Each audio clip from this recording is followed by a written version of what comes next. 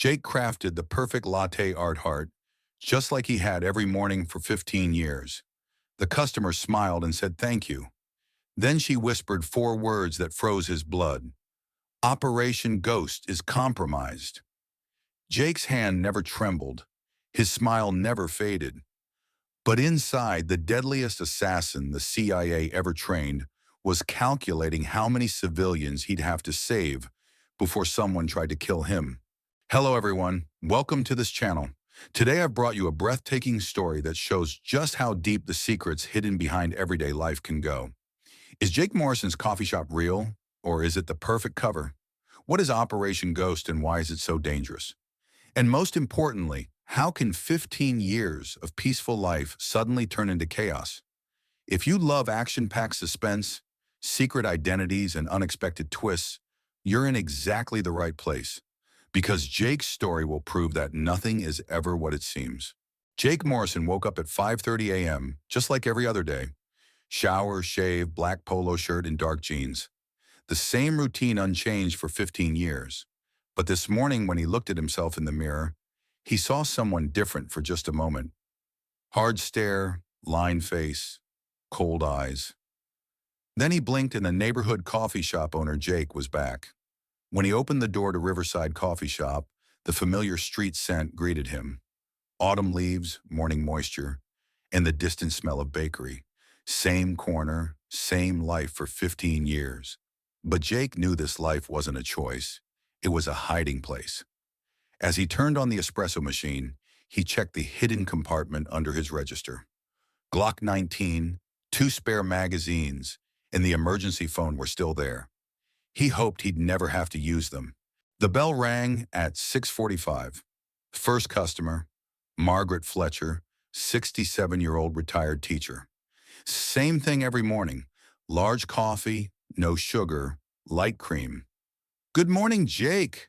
How are you today? Same as always, Margaret. Your coffee will be ready in a few minutes. He loved these conversations. Normal, predictable, safe. Margaret's biggest problem was the squirrels in her garden. In Jake's old life, the smallest problems were life and death matters. Margaret took her coffee and sat at her corner table. She turned to Jake and smiled. You really are the best coffee shop owner in this town, you know. If only that were true, Jake thought. If only he was just a coffee shop owner. As Jake pulled espresso shots, his mind drifted back 20 years. CIA Langley campus. Training under the code name Operation Ghost. Back then, he wasn't Jake Morrison. He was Agent Phoenix. And what he was best at was killing people. He had 6 years of active duty. An oligarch in Moscow, an arms dealer in Shanghai, a terrorist leader in Beirut. All Jake's work. All had died for a safer world. But in 2009, everything changed. The Budapest operation. Jake's partner and closest friend, Marcus, turned out to be a double agent, and Jake had to kill him with his own hands.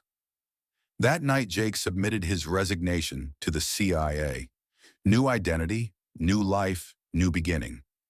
Riverside Coffee Shop and Jake Morrison were born. At 8:30, a young woman walked in. Long black hair, sunglasses, stylish coat. She looked like a tourist, but Jake's experienced eyes didn't miss the details. Too straight posture, efficient steps, and the specific way she carried her bag. Large latte, please, the woman said, with a slight Eastern European accent in her voice. Jake went to the machine. While steaming the milk, he used his old skills. Needle-fine control, perfectly timed movements, perfect balance. The result was heart-shaped latte art. The woman smiled. Beautiful. Thank you. Jake handed her the cup. She took it, but when her fingers touched Jake's hand, she whispered in a barely audible voice, Operation Ghost is compromised. Nothing changed in Jake's face. His smile stayed in place, his hand never trembled, but his brain instantly activated. Operation Ghost. He hadn't heard that code name in 15 years, but he hadn't forgotten it either. It was the CIA's most classified program, a file containing the identities of sleeper agents planted inside enemy countries. Jake wasn't in that file. because he was just an assassin. But Marcus was in that file. And if Operation Ghost was compromised, Marcus's real identity was now known. So was the identity of the person who killed Marcus. Jake quickly calculated in his head. There were 12 customers in his cafe. Margaret, 2 college kids, a businessman, a mother with her baby. If this was a trap, they were all in danger. The woman sat at a corner table playing with her phone. She looked like an ordinary customer, but Jake could tell from her movements that she had professional training. 10 minutes later, another customer entered. Middle-aged man, business suit, briefcase. But Jake noticed the slight bulge under his left shoulder. Gun holster. 2 customers were now sitting in different corners of the cafe. Both were watching Jake. Jake continued his routine tasks, wiping the counter, washing cups, checking supplies. But at the same time, he reviewed the exit routes. Back door, windows, ventilation system. At 9:15, a third customer arrived. Young man, athletic wear, backpack. But Jake noticed the weight distribution in his bag. There was heavy equipment inside. Worst of all, there were normal customers in the cafe too. Margaret was still reading her newspaper in the corner. 2 college students were doing homework. A young mother was nursing her baby. Jake thought about how to resolve the situation without putting innocent people in danger. His old CIA training played in his head. Minimize civilian casualties. Collateral damage is unacceptable. But if this really was about Operation Ghost, Jake had no choice. He had to protect himself. The woman stood up, walked toward the bathroom. Jake understood this was the signal. Action was beginning. Margaret, Jake said in a normal voice, your first coffee is free today, but it's time for you to go home, isn't it? Margaret was surprised. But Jake, it's only 9:30. Trust me, Margaret, please go. Margaret sensed the seriousness in Jake's tone. She took her bag and left. Jake turned to the other customers. Folks, unfortunately, the machine broke down. You need to finish your coffees at half price and leave. The college kids started to protest, but Jake's look silenced them. Within a few minutes, only 3 customers remained in the cafe. The woman came out of the bathroom. The man opened his briefcase. The young guy pulled something out of his backpack. Jake now knew for certain this was an assassination team. He pulled his Glock from under the counter.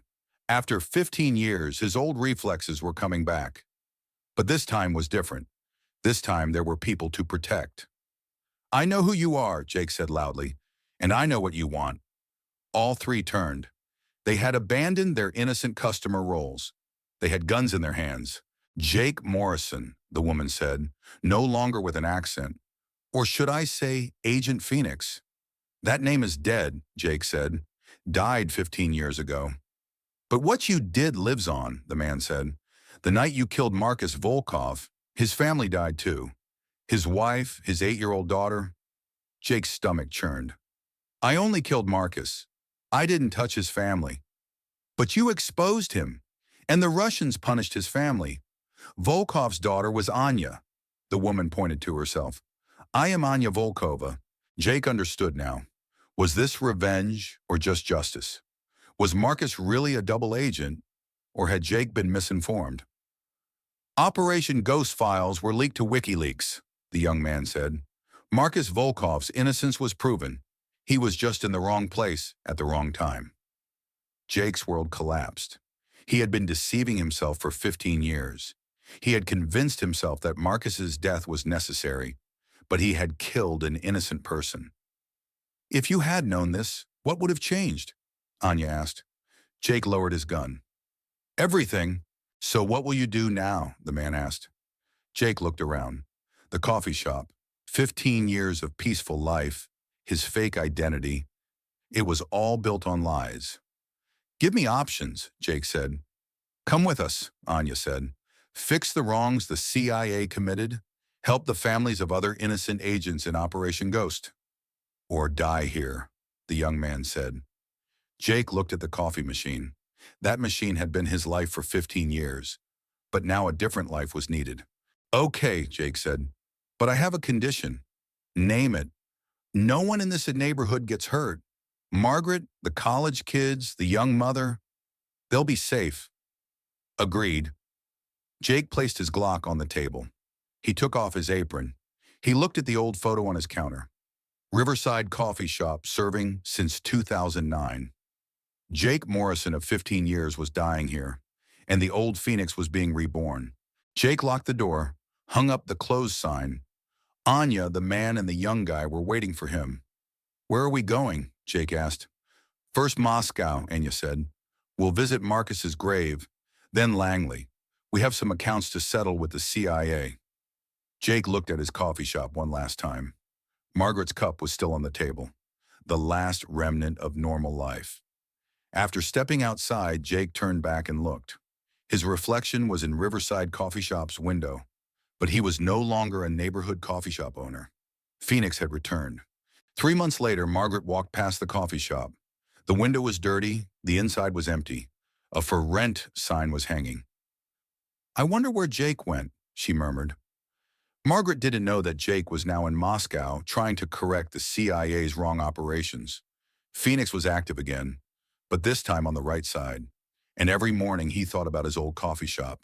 Because sometimes the greatest heroes emerge from the most ordinary places. Jake's story shows us that we can't escape our past, but we can correct it. Sometimes the greatest courage is admitting our mistakes and taking action to fix them. If you like this story, don't forget to hit the like button. Write in the comments whether you think Jake made the right decision. How would you react if Operation Ghost were real? And of course, don't forget to subscribe to the channel for more action-packed, psychological thriller stories like this. Every week, we're here with breathtaking stories like this, full of secret identities and unexpected twists. See you in the next video.